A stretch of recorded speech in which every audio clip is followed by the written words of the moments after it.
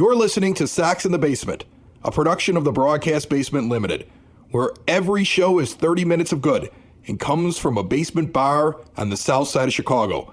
Pull up a stool, pour a cold one, and join us right now for Sox in the Basement. Heard everywhere podcasts can be found, and always at soxinthebasement.com. I went down to Cork and Kerry at the park the other day. What day did I go down there? I want to say I went down there on Wednesday? Wednesday I went down there. Sounds about right. Yeah, and I drive down to go put up the brand new banner that's out in front. They're the home of the podcast for fans, by fans. They're our official sponsor. I'm going to go down and change out the banner that was out there. It's old. It's outdated. I wanted something that was a little cleaner. Runs right there along the street on 33rd Street, right in front of the building, right? So I planned this out saying I don't want a day that's freezing cold. I've had the banner for like 2 weeks. It showed up right before Christmas. I don't want it freezing cold, and I don't want it raining or snowing. So I look ahead, and it's like this day here is going to be about 35, 40 degrees, and there's no precipitation. So I drive down there. I'm halfway there. It starts raining. I'm like, you got to be kidding me. I love that neighborhood down there, too. I love the people down there. Okay, that's real Southside. They're all, like, watching me. Like, they're because the place isn't open yet. Like, they know I'm coming to change out the banner, right? I've already told them ahead of time.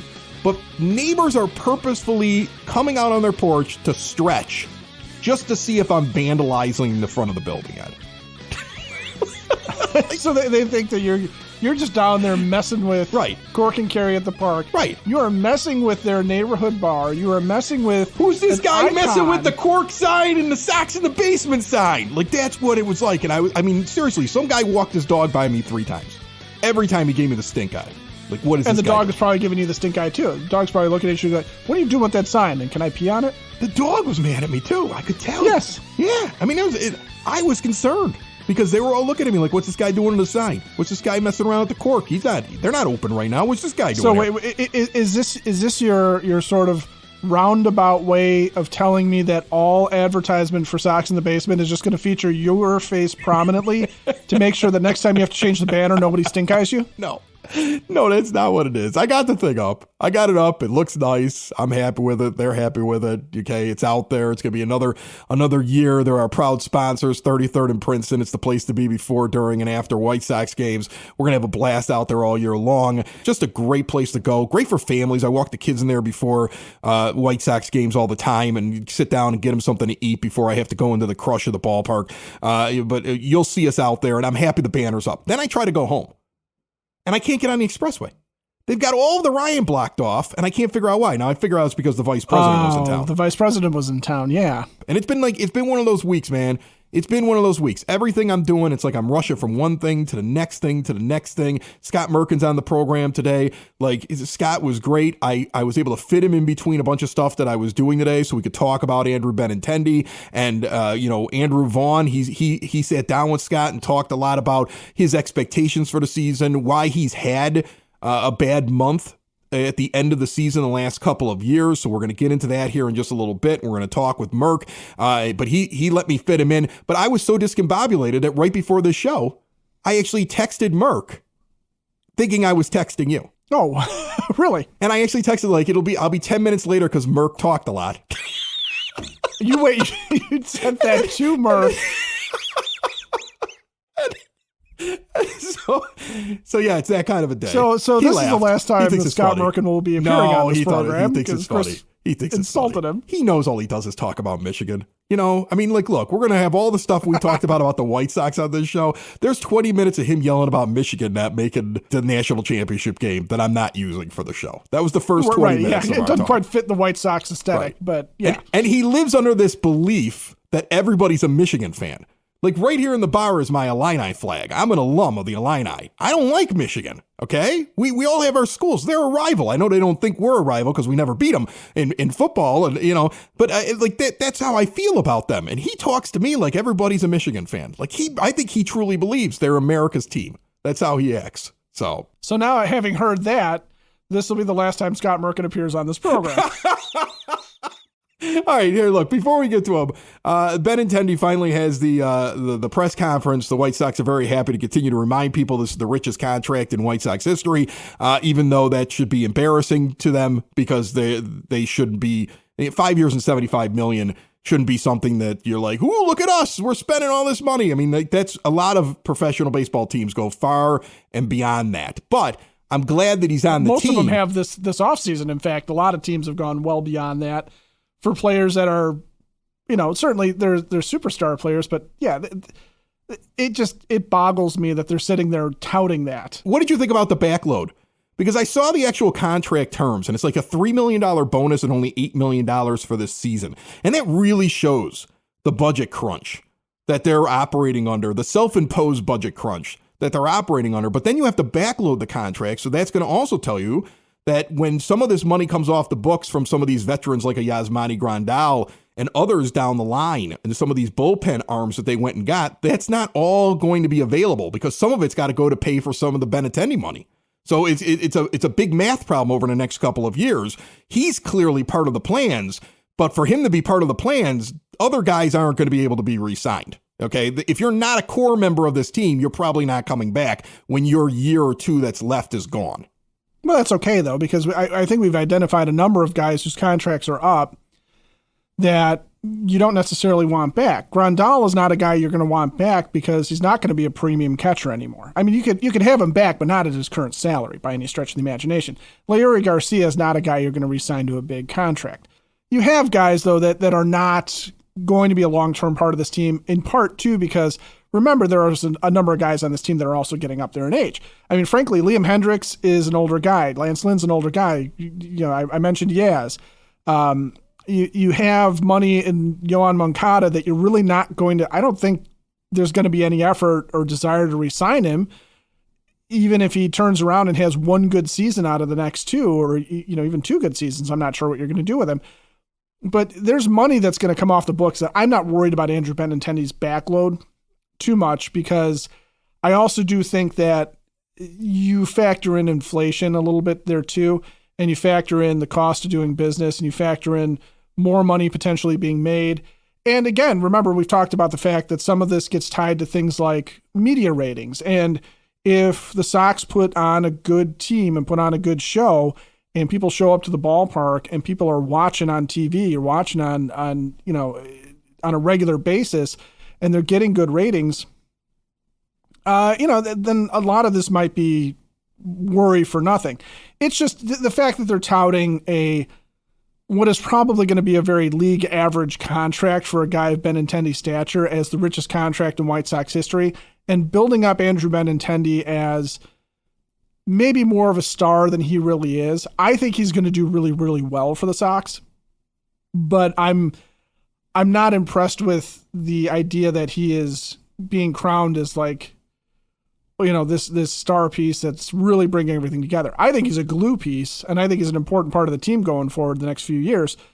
But I'm okay with the terms of the contract, and I'm glad he's here. Joining me on the phone line right now, our good friend from MLB.com. He covers the White Sox. He's been doing it forever. He's right there, always in the middle of everything. He was sitting there when Andrew Benintendi was introduced and had some great stuff. He's got a newsletter that he puts out regularly. If you don't subscribe to it, I suggest you do. There's all kinds of really interesting tidbits in there.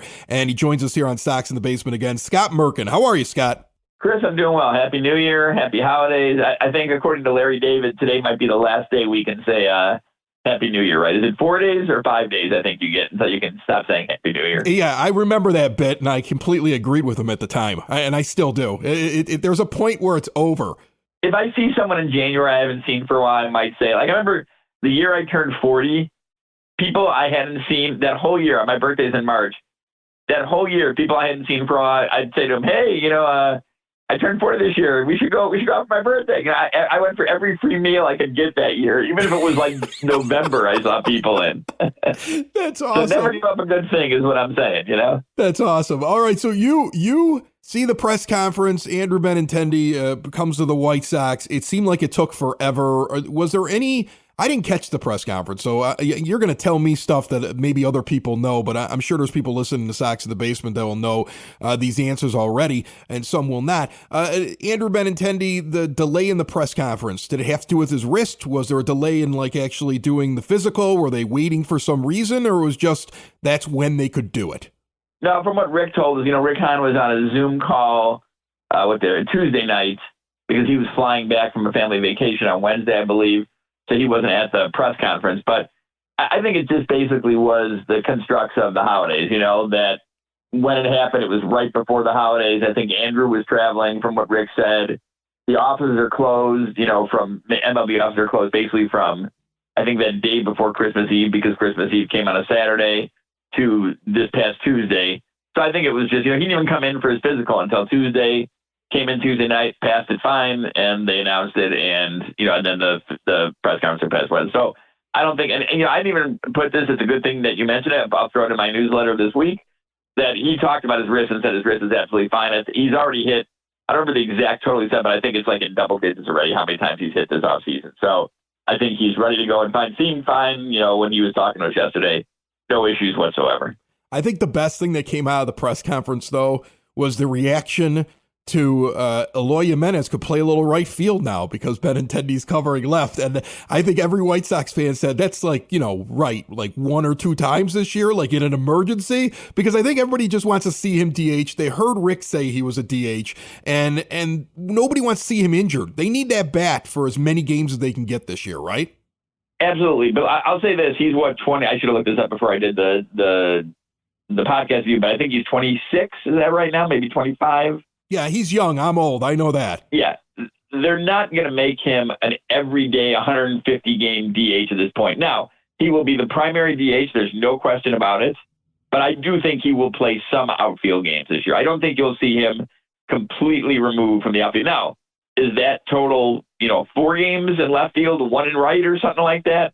That's possible. But, I don't think he's going to be the regular right. Matter of fact, I know he's not going to be the regular right fielder. But I do think he is not a full-time, not even a thought of being in the outfield. Now, if you have, a Benintendi who's a Gold Glove winner, Luis Robert is a Gold Glove winner, and assuming that if it's not right at the start of the season, at some point early on, is Oscar Colas, who is a center fielder who'll be playing right field, that's a damn good defensive outfield, right? So, you're not going to, let's just be honest, Eloy's not a great defensive outfielder, right? And he's a big dude, so it's led to some injuries out there. It's led to him hurting himself chasing a Sean Murphy fly ball in spring training that was 20 feet above the fence. It led him running into the wall, chasing a Grayson Griner home run against Detroit.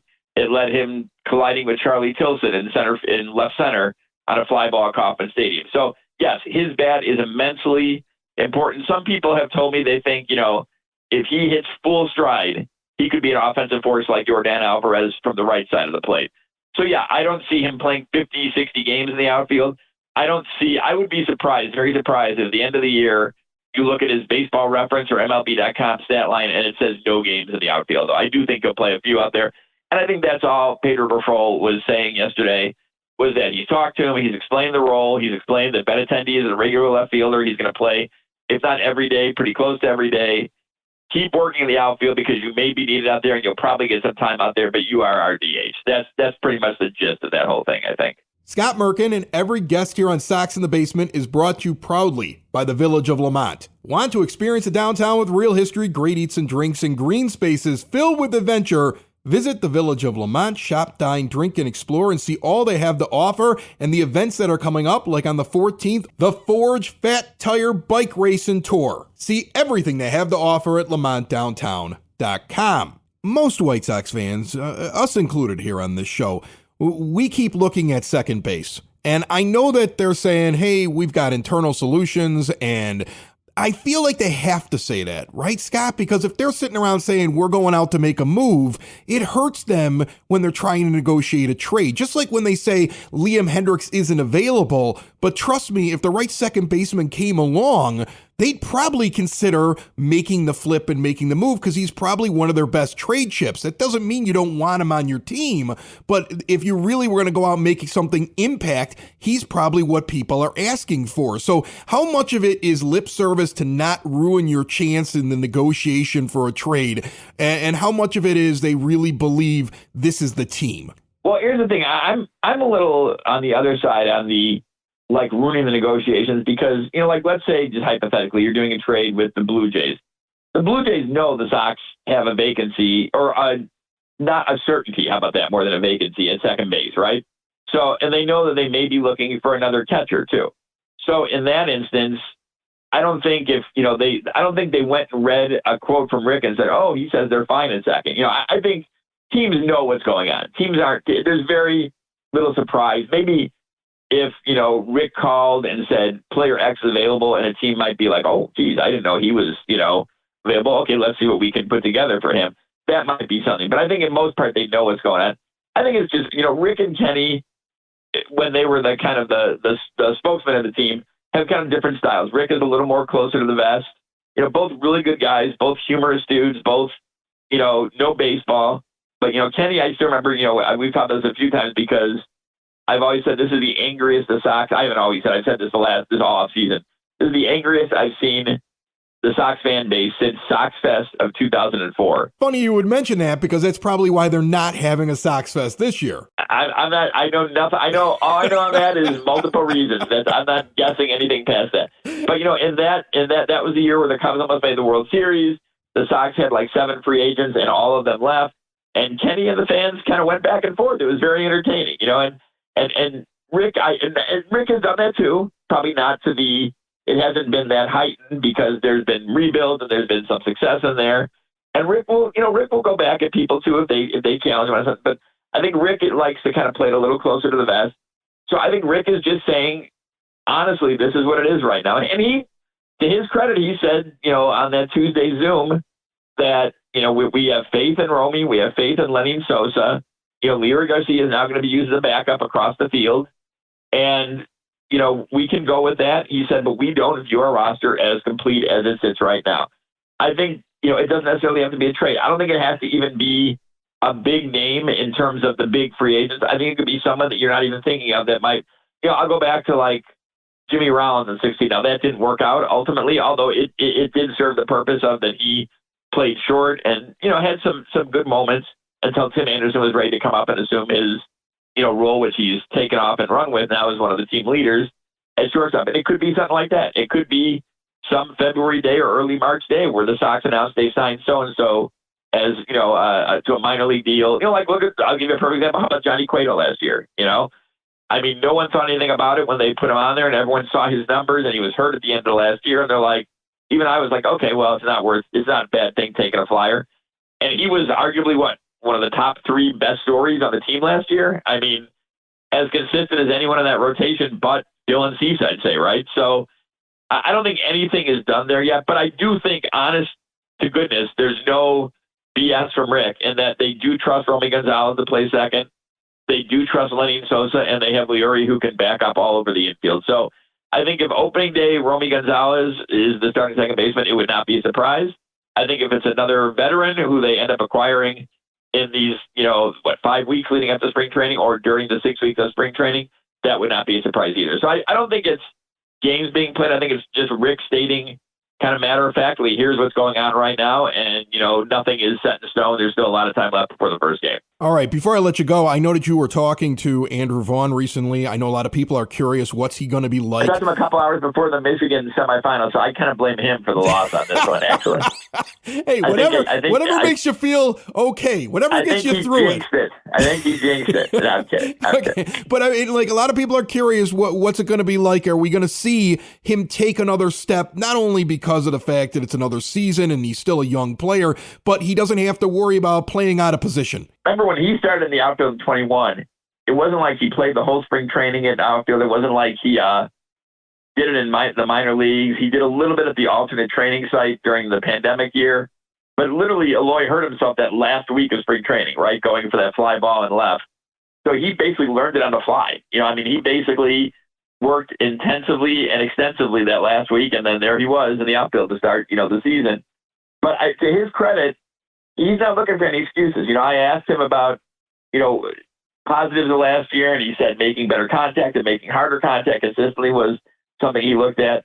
And I said shortcomings, and he came out and said, his 2 years in the majors, he has struggled in the last, month to 6 weeks with stamina. And he, without me prompting him, said, I know people say he's playing the outfield. He said that's not the case. He said 162 games is a long time. And remember, this kid has 254 plate appearances of minor league experience before he got to the majors. So it's a pretty amazing story that he's done. I mean, he led the team in homers and RBIs last year and, was a very solid offensive presence. But that's his focus. Is he wants to be ready. He said the goal is to play 162, right? So I don't know if he'll do that, but he wants to be as strong at the end of the year as he is at the beginning. Now, I think his overall mindset, playing a position where he was drafted as, although he really hasn't played much the last 2 years, is going to help him, just not focus a little more, but maybe just subconsciously even be more at ease. But I like the fact that he said, I'm not making excuses. I'm not saying the outfield tired me out. I think he did the first year a little bit, but understandably, he never played it before.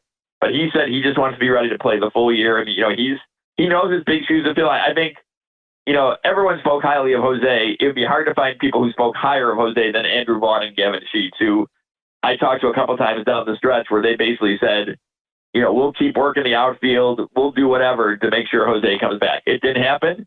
And Andrew Vaughn now knows he's now the next link in this unbelievably historic lineage at first base, starting in, 1990, I guess it was, with Frank Thomas, and Paul Konerko to Jose, and now it's Andrew's turn. So he's ready to go. You can tell he's focused. And, he told me after the first of the year, which is now come and gone, he's going over to Camelback. He lives in Arizona to start working out there. And I think he's ready for spring training and ready to take on the new responsibility. All right. Scott Merkin covers the White Sox very well. And, I did neglect to get into the Michigan thing, and I don't have time for it, Scott, honestly. I mean, you're just going to get angry.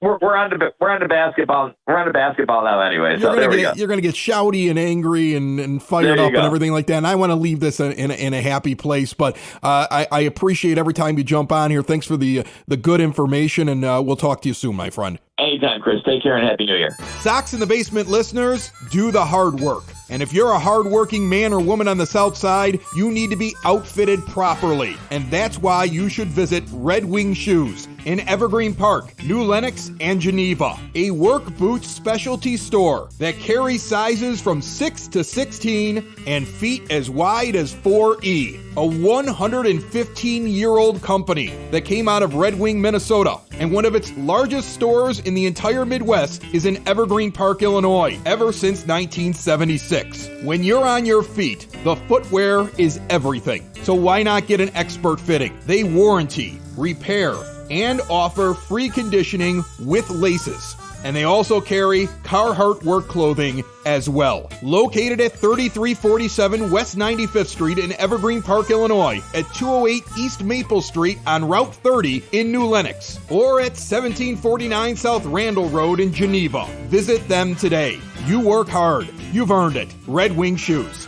If it isn't the fact he was playing outfield, but it's because for 2 seasons in a row, Andrew Vaughn is wiped the last 4 to 6 weeks. And that's a conditioning problem. A little bit of that is on the player, but I also have to look at the team and say, what are they doing to make sure he stays on the field and he's ready to go and he's the same as he was, or close to at least what he was at the beginning of the year? What are they doing? Well, and the answer is not enough.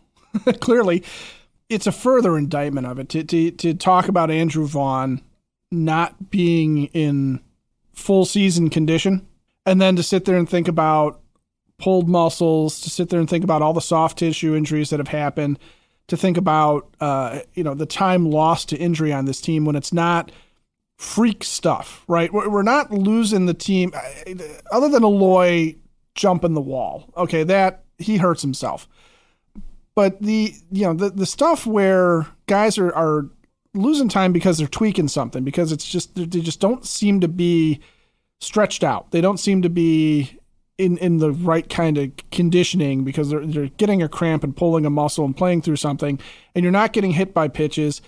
You're not getting a collision or something like that unless you're Danny Mendick.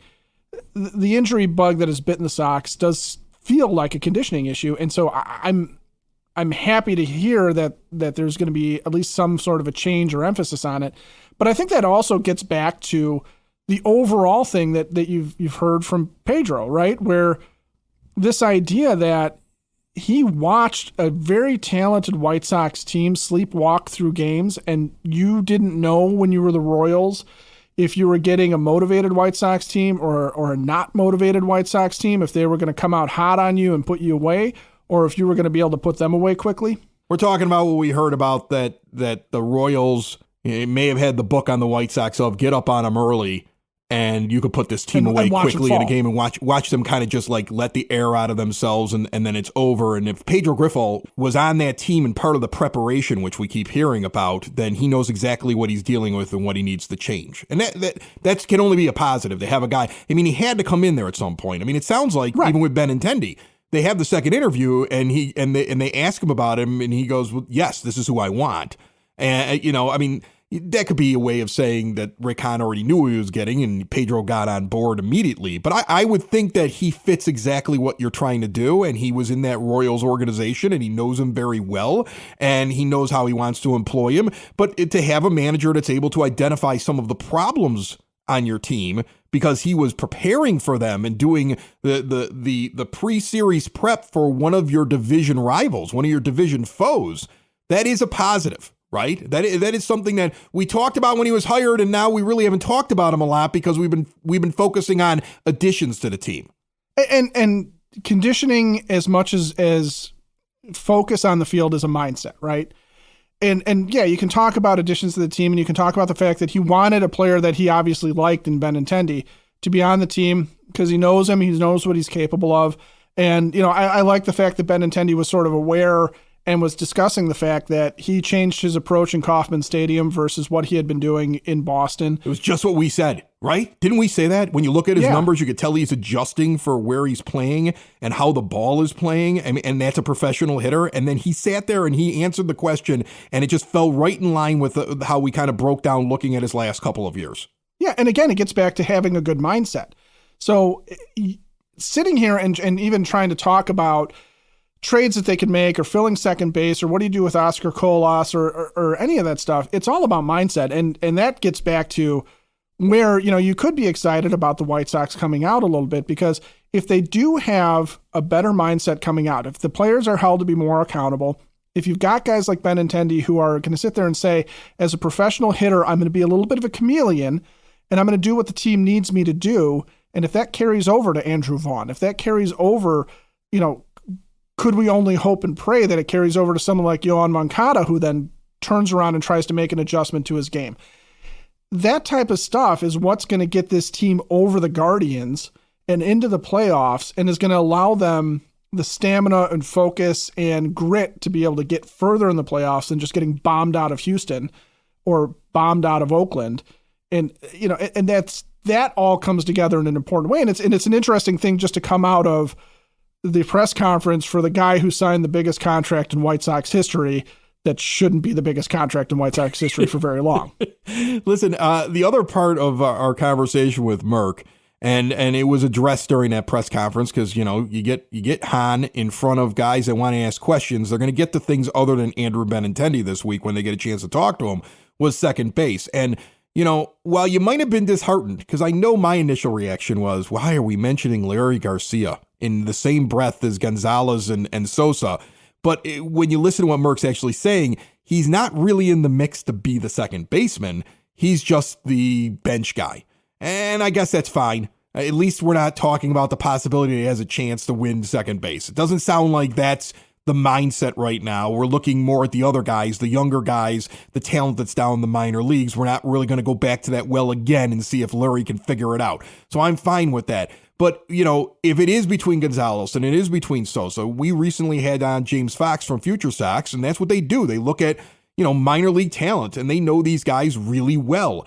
And he not only said it on our show recently, I want to say it was back midway through December, but he also did like a big Twitter string where he put a bunch of them together, like breaking down Sosa and why he thinks he should be the guy that the White Sox put there at second base. Basically saying it's a small sample size, what you saw in the majors, but every time he gets to a level, as he has a slow start, and then he gets going. And once he gets going, he's the better option over Romy Gonzalez. He'd rather see Gonzalez take over the Garcia role and move all about the infield. In the perfect world, that's what he'd want. So when you sit there and you hear, what Merck has to say, Rick Hahn still telling you, I think we can do it internally, but you never know. I mean, they might go out. If you also go off of what Merck's saying, Ed, he mentions well, what about the Jimmy Rollins or the Johnny Cueto thing? It could be like one of these under the radar things. I'm not really looking for one of those guys. I'd rather let one of the young guys go, right? Yeah, I don't love the idea of bringing in the desiccated remains of a veteran to try and recapture his youth for one. Andrelton Simmons comes walking in the door, right? And decides he's going to play second base. There's a guy who's defense first, who fits kind of that, what do you do to overcome the lack of a shift kind of a thing. But see? I don't want to see the Andrelton Simmons farewell tour. I don't want to see Cesar Hernandez part 2. Elvis Andrus, he's still out there. I know he's still out there. And look, to the extent that somebody like Elvis Andrus comes walking in the door, and we saw what he's capable of in a small batch last year, if he comes walking in the door on a very, very team-friendly contract, okay, it's not necessarily the end of the world, but given the chance to have Lenyn Sosa prove it or Romy Gonzalez prove it, I would take that at this point. And I also think, too, that, to the extent that you're talking about filling 2 holes with rookies in having Oscar Colas potentially be up here as the right fielder, notwithstanding the whole, Eloy Jimenez playing right as well, and Lenyn Sosa or Romy Gonzalez to the extent that he's still kind of a rookie, even though he's had a couple of cups of coffee with the team, you can withstand that the more you feel comfortable with the veteran talent around you. And I can take Oscar Colas striking out a lot more with Andrew Benintendi in left field than I could with Gavin Sheets being the other corner outfielder. I can take Lenyn Sosa getting off to a slow start if he plays good defense, given what you need out of that position, and given the fact that, with a healthy Tim Anderson and with Andrew Vaughn motivated to get off to a good start, that you can have a good lineup around these guys and let them earn their stripes, because I'm also not convinced that Elvis Andrus is what we saw at the end of last year versus some of what he had been towards the end of his stint with the Rangers or while he was with the A's. And so, again, if you're going to have a guy hit 220 and play solid defense, would you rather it be a rookie who still can sit there and go, oh, wait, I get it now, and then all of a sudden turn into something else? Or would you rather have it Elvis Andrus, who at age 34 is sitting there going, yeah, but this is literally everything I have to put into this right now? Socks in the basement. Socks in the basement. Socks in the basement. Socks in the Basement. Heard everywhere podcasts can be found, and always on socksinthebasement.com. A spectacular interception that was returned. Both were right at the TCU guys, and then fumbling the handoff at the one without even nothing having to do with the defense. They just dropped the ball. And then the stupid call by Harbaugh on 4th and 2 from the goal line on the first drive. There's 24 points right there. And you can't beat Northwestern giving away 24 points, let alone a 12-1 team,